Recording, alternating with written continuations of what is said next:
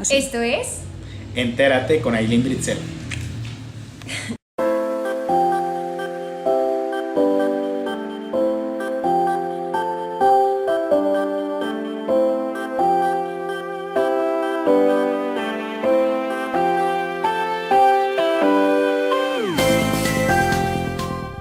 ¿Qué tal, amigos? Entérate con Ailín Britzel. Estoy muy contenta porque los saludo desde el Museo de la Caricatura en el Centro Histórico de la Ciudad de México y me encuentro con mi amigo José Miguel Alba Marquina. ¿Cómo estás? Gracias, Ailín, muchas gracias. Pues qué mejor lugar para platicar un poquito del libro, ahorita van a saber por qué.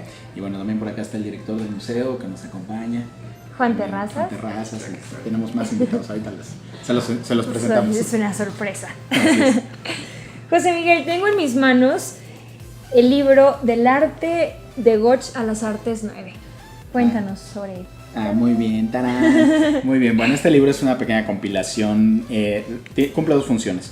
Es un libro que compila mis 22 años, ya ahora 22, lo hice cuando cumplí 20 años en el medio, escribiendo primero de lucha libre, por eso se llama Del arte de Gotch.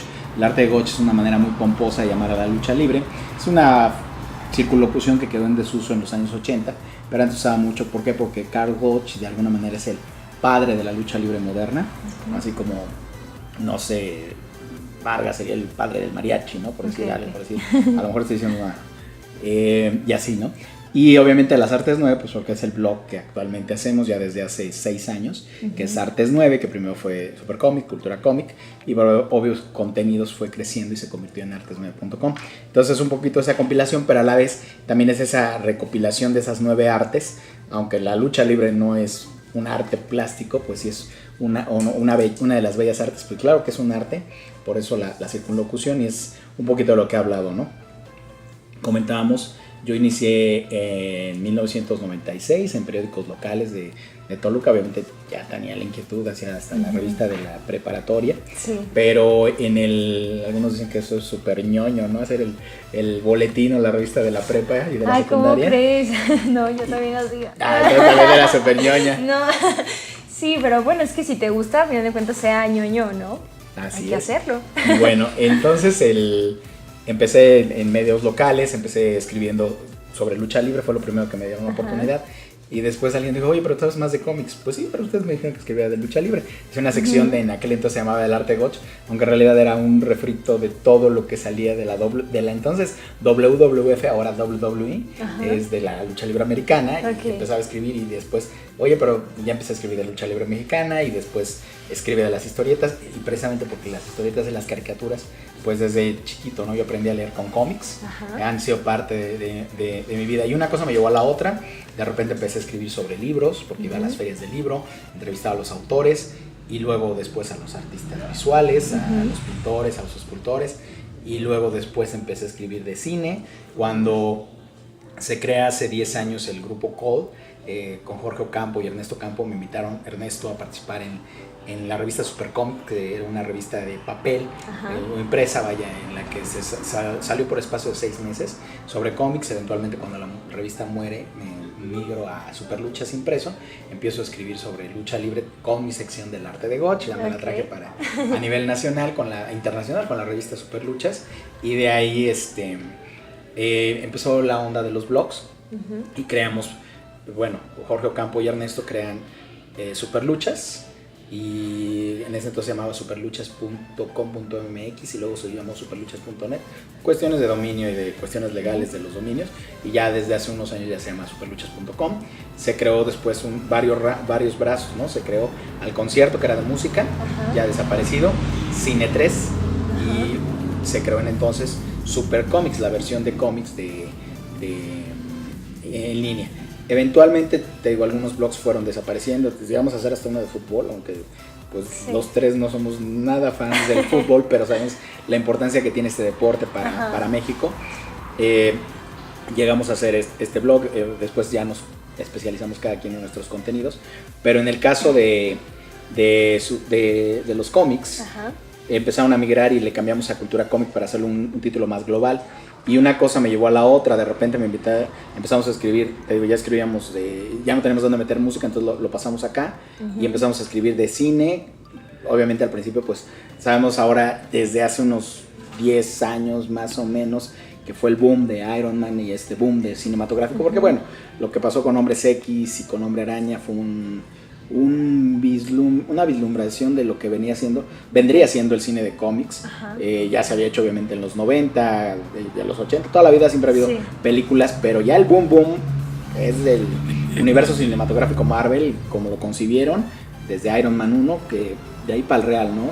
Hulk, paralelamente hizo Hellboy en otra compañía, y después acá Warner sacaba las de Batman de Nolan, entonces de repente ya hubo una implosión de cine y empezamos también a escribir. Aquí platico todas esas experiencias, a manera de ensayo hago un ensayo de cada medio, por ejemplo, bueno, porque pues de cineastas he entrevistado hasta Lalo Verástegui, que la mayoría lo ubicamos como un cantante de música pop de los años 80 con Cairo, años 90, porque hasta él me va a decir, no sé también, de los años 90 con Cairo, pero ahora ya es un cineasta. Y bueno, en el libro, pues como te digo, son pequeños ensayos, hablamos de la etapa incluso como fotógrafo, hablamos de, aquí hay hasta el ambiente que se vive en un camerino de teatro, ¿no? Sí, veíamos por ahí, de teatro musical y de teatro en general. Está dividido en 9 ensayos, te digo, el primero es un poco una semblanza histórica, comentábamos, por eso enseñábamos al director del museo, porque se quejó mucho del primer capítulo. Alguna vez me dijo, es que aquí sí estoy platicando de mí, un poquito de mi historia, pero bueno, ya después ya empezamos con la parte de la lucha libre, empezamos con los grandes personajes, tanto nacionales como internacionales, ¿no? El Undertaker, aquí Heavy Metal, que además de ser un gran luchador, es excelente consumidor y catador de pulque, la bebida nacional de México. Y algunas, precisamente las fotografías, cada fotografía cuenta una anécdota, cuenta una situación que hemos vivido. El Museo Nacional de la Lucha Libre, que se hizo en Tlalnepantla, como una exposición temporal, la presentación del libro de Dan Lee, en el que le dedica a Villano III, y aquí Villano III se conmueve tanto de que relata la lucha a manera de cuento. Él relata la lucha donde perdió la máscara ante Atlantis, y pues Villano III rompió en llanto, ¿no? O sea, y aquí se aplica la de pues hasta los hombres lloran, como decían los héroes del silencio. Fíjate, como periodista tienes a veces esos privilegios. La vez que perdió la máscara el Ángel Blanco Jr., por ejemplo con Cibernético, cuando hicimos el cómic del Ojo Cibernético y lo presentamos en la TNT, te digo, siempre van una cosa de la mano de la otra. Aquí está obviamente mi queridísima Arena Toluca, así se veía cuando yo empezaba en diarios locales como El Diario, Portal Diario del Estado de México y La Extra del Sol de Toluca, y ahí hablaba un poquito de cómo era esa Arena Toluca en ese entonces. Y desafortunadamente pues la Arena Toluca, como muchos otros recintos, ya no existen. Algunos fueron demolidos, otros fueron vendidos como el caso de la Arena Toluca, a una iglesia. En algunos otros, como la pista de la Revolución, es una gasolinera. Creo que ya ni es gasolinera, otra vez ya lo volvieron a cambiar. Ya va a ser departamentos, como pasa todo en la Ciudad de México. El capítulo de Libris, que habla un poco precisamente de las experiencias con los libros. Tenemos hasta Vargas Llosa viendo a lucha libre, como dicen, fotos que ni Obama tiene, ¿no? Imágenes inéditas. Exactamente. Y luego viene el capítulo de Garganta con Arena, que pues obviamente habla de la música, ¿no? Cada una tiene una capitular. Aquí está Horacio Franco, nuestro gran músico de música clásica. Mira, por ejemplo, esta es de Pedro Cádiz. Es que te digo, cada fotografía, aparte del ensayo, se platicó un poco del tema, pero cada fotografía tiene su anécdota. Por ejemplo, este es Pedro Cádiz, perdón por señalarlo. Él es el famoso creador, de la famosa cumbia Los Luchadores. Igual, o sea, de repente aquí en el libro van a ver gente que estaban olvidadas y que yo me di en su momento a la tarea de, bueno, hay que buscarlas, hay que hacerles honor, hay que hacerles un reportaje. En algunos casos lo hice en Superluchas, en algunos casos en los periódicos y en otros casos en mi propio blog. Luego viene nuestro capítulo de teatro, que aquí habla de... Y lo mismo, ¿no? Decías tú, hablabas del gran teatro musical, de lo que se hace en México. Lo mismo La Jaula de las Locas, que es una obra de gran formato, pero lo mismo Los que Somos, que es una obra de teatro que se representa en el sótano de una iglesia. Es una producción de Rimart, en la cual actuó en su momento Diana Brugada, María del Carmen Félix. Ahí empezó cuando llegó de Sonora, y bueno, ahora ya es una gran actriz. Hasta obras independientes, ¿no? Aquí está Violeta Isfel en la de Asimov.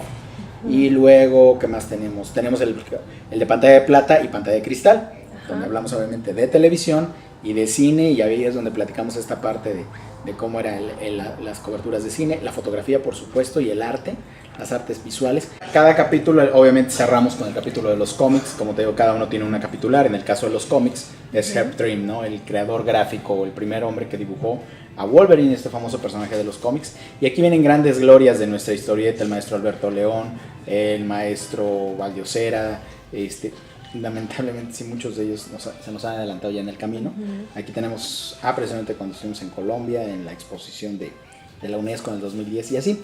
Pues es un poquito, es eso, es los ensayos, es platicar sobre estas 9 manifestaciones de la cultura popular, no necesariamente artes. De hecho, aquí lo digo muy claro en el prólogo y en el prefacio.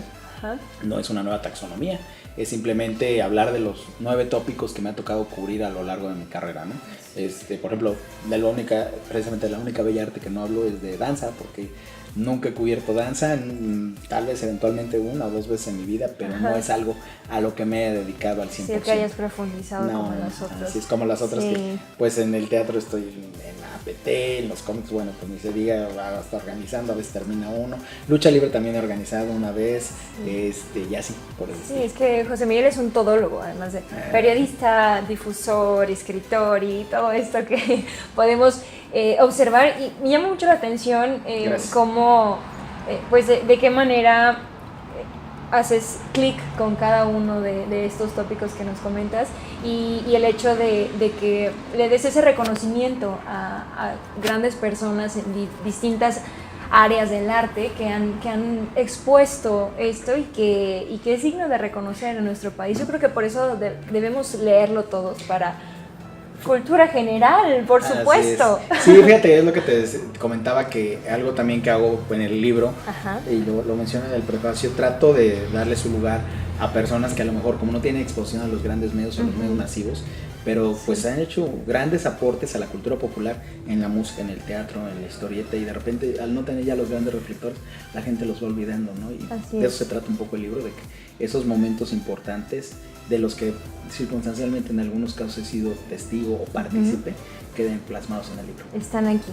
Bueno, ¿dónde podemos encontrar tu libro, además del Museo de la Caricatura? El libro está a la venta en el Museo de la Caricatura.